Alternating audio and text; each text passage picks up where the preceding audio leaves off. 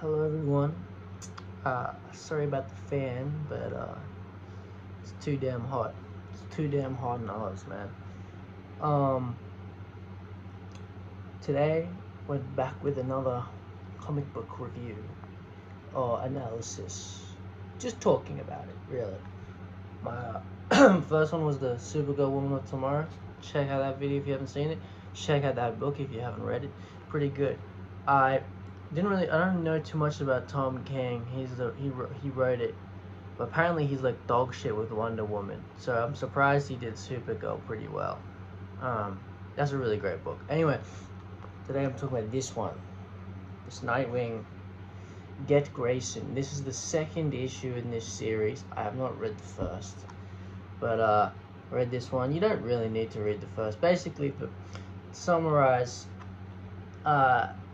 Alfred gives Dih, Richard Grayson, like billions of dollars, and what he does with it is he starts the Alfred Pennyworth Foundation. I think Alfred might be dead in this because it says he leaves Dick with the a cool couple billion or something like that. He's not gonna be on Bruce Wayne level, but he's rich as hell, and yeah, he has a pretty nice apartment, but he's spending this money to improve Bloodhaven, specifically homeless housing. He's providing homes for disenfranchised folk, and this is a good book. Let's talk about what it does well. First of all, the art, very beautiful cover art. It says it best continuing series plus best cover artist. Now this is a really good cover. Just for context, Nightwing is my second favorite superhero behind Spider-Man. Now, because he starts off the Alfred Pennyworth Foundation with like himself, like Dih Grayson, not Nightwing, obviously, as the figurehead of it. It makes him a target for various assassins sent by, well, spoilers, sent by Blockbuster, one of Nightwing's villains. And I don't know too much about Blockbuster because, I'll be honest, Nightwing's villains aren't that great. Like, he's better with like the Titans villains, barring Slade Wilson. He doesn't really have that many good villains. Blockbuster's alright. Yeah, he's just okay. He's just like a landlord, basically. He's like Kingpin, but like not as cool. So yeah, he sends assassins after Nightwing, and this is what it does really well. These like continuous shots where he's being like shot at, right? And you get to see him change, and it's just like one. It's like in a movie, you have like one just panning continuous shot for like an action scene. I always think that's really cool. And look, it just page to page, it just continues. He's going from building to building. Like, look at that. Now they have it in his apartment. Now, I really do like the aspect of, like, not Nightwing being the target, but Dih Grayson being the target. So, his secret identity is no longer his safe identity. His hero identity becomes the safest way for him to live when he's being targeted as Dih Grayson. I think that's a really cool thing they do here, right?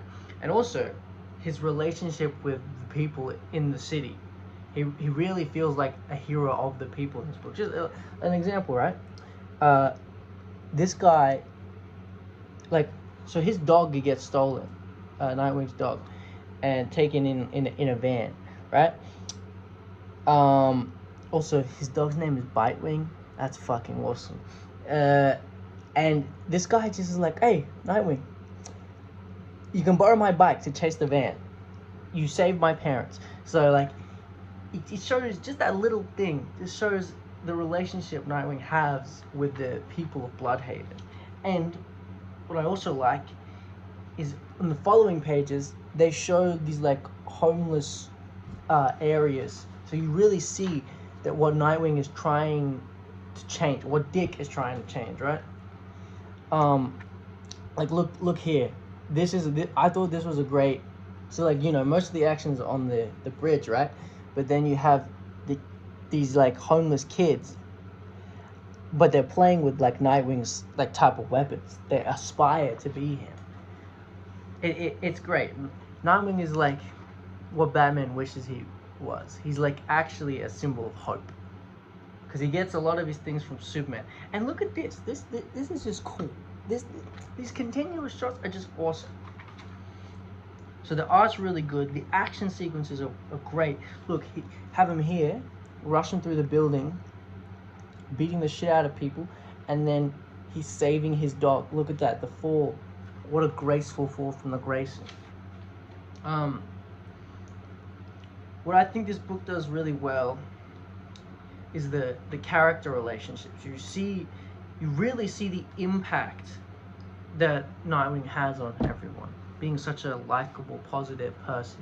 You know, a shimmering light in a city of darkness, essentially. Like the Titans show out for him. The relationship between Dick Grayson and Wally West, they're like, you can so tell they're fucking best friends, bro. It does it so well. They're showcasing their friendship. Also, the cameos are pretty cool. I think my favorite chapter is the one with him and Superman's son. I think his name is John, right? John Kent. But they sort of introduce him in a flashback where John, when they first meet, Nightwing, he's like afraid. Well, not Nightwing, but Superman's kid is afraid, and he runs away, and Bruce and Dick have to track him down, and it's not Bruce that calms the kid, it's Nightwing. I think that really shows the type of guy Nightwing is compared to Bruce. You know, he's a very calming presence, and he manages to calm down this Kryptonian, and then he gives him a lollipop. He gives him like, this is so cute. And you see that Nightwing really becomes this mentor figure for John, like a big brother sort of relationship, right? And Superman's off-world during this, so John is the Superman of Earth, and he's very young. He's like a teenager here, but it's a lot of big shoes to fill. And him and Nightwing have a conversation about trying to live up to a legacy that you never will be able to, because you're not them. And Nightwing basically tells him, I forget what he tells him, but he basically says you sort of forge your own path, right? And I really like this relationship that they have. I think it shows. I mean, I keep saying that, but it really, this book really does. The characterization of Nightwing is so good in this book. I can't stress that enough. You know, he just feels like a beacon of hope. Just the ideal vigilante. Yeah, the art. Look at this. This is cool as hell. So I think I've talked enough about, you know, the basic plot summary. Eventually they track down a lot of the assassins, and then by the end Blockbuster's like, if you want something done right, you gotta do it yourself. So yeah, the positives about this: Nightwing's characterization, the action scenes, the art, all the cameos, them showing how many people will show out for Dih Grayson just because he's just that nice of a bloke, you know. He really is he's an inspiration to other heroes in the verse, and that's what he always should be, because he's just, especially like the more legacy former sidekick sort of heroes, he's like the OG. So he's either like the big brother you look up to or the cool uncle. That's kind of what Nightwing is at this point, right? Now, what I don't like about the book, but most of my critiques are broader critiques of DC and Marvel. First of all, Barbara and Nightwing are together. I don't like that. I like Starfire and Nightwing, and the reason why I don't like Barbara and Dick together is it's because they're both kind of in the Bat family. So it's just a little weird. Like, I get Barbara's kind of like sort of isolated from the Bat family since she's not an adopted kid of Bruce's, and like, you know, she lives with like, she either lives by herself or with her dad, right? But still, I think any relationship with Barbara and the Bat family, I mean, obviously it's not as bad as that one where she's with fucking her and Bruce hook up. That shit was disgusting. But I still don't like it. Also, because Starfire and Nightwing, they just work better, in my opinion. Another thing I don't like, but this is a broader criticism of DC and also Marvel. So in this book, when they introduce John, they also introduce his boyfriend, because John's like bisexual, right? And I don't like how those relationships, any of the non-straight relationships, they're just there to be there. Like, they don't actually develop them. I know nothing about his fucking boyfriend in this book. The book hardly tells you anything. He has like powers, and he's like working for the same he's working for Dih Grayson's foundation. That's it. And I think they say his name or whatever, but fucking hell, man. Like, those type of characters will just be highlighted in June, then they're forgotten about. And it's the same with black characters, or pretty much any of like the non-white characters, but specifically black characters.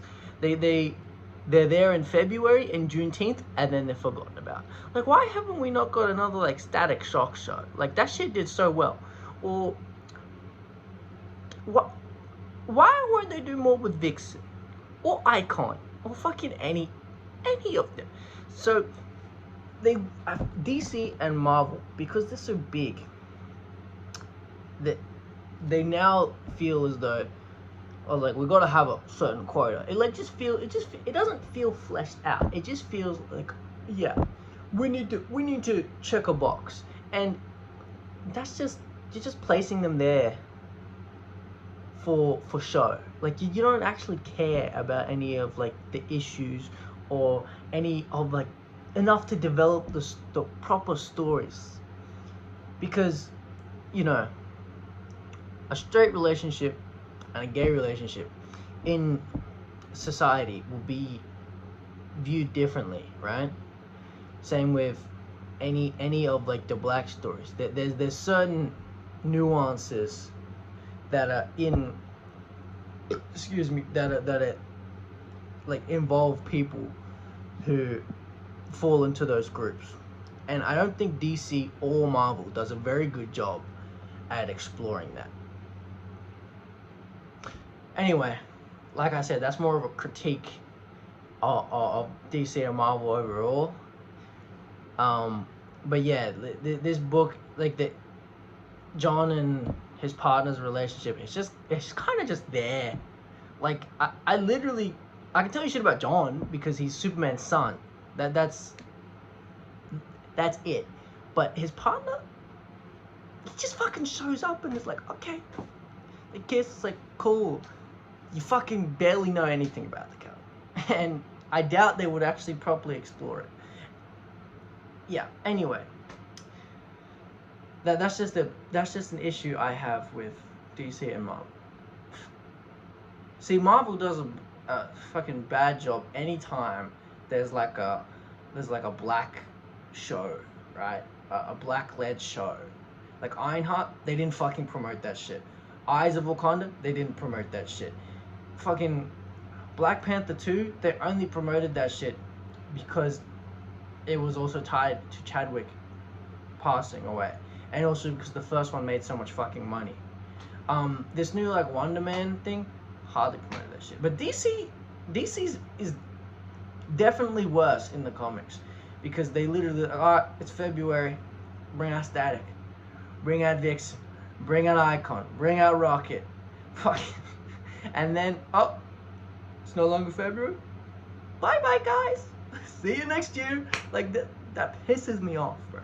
Anyway, that's not really to do with this book, but it is a critique. Yeah, that Barbara and Dick, I think they should just be friends. I don't think they need to be a couple. Also, my biggest critique is that Nightwing's villains are that besides Diddy Stroke, Deathstroke, and Titans villains or Justice League villains, Nightwing really doesn't have very interesting villains. For such a goated character, right? Blockbuster, and then I forget what the other guy's name is. He has like the mask and he has like this fucking red heart thing. Yeah, he's alright. He's kind of menacing, but like, man, fuck. But honestly, this is an issue with legacy characters in general. So this is another broader one than just this book. Yeah, legacy characters, the villains are either a watered down version of the originator, or they just give them like the original character's villains. And like, there you go. Like, let's use the Flash. Barry Allen has Reverse Flash. Infinitely more interesting than Zoom. Fucking Miles Morales Spider-Man, he has the Prowler, and that's it. The rest is just Spider-Man villains. It's Kingpin, fucking Lizard, Goblin, like, bro, come on. Just come up with some new shit. Nightwing, he's got Deathstroke, which you could argue is just a fucking Batman villain, which he is. But I feel like he's more of a Titans villain at this point. Especially since he's like Diddy, right? It makes sense that someone who is purposely targeting a team called the Teen Titans is a fucking PDF type of deal, right? But then, yeah, he's got Blockbuster, which is just evil landlord. Like, he's alright. He doesn't have that many interesting villains. Or, what's another legacy character?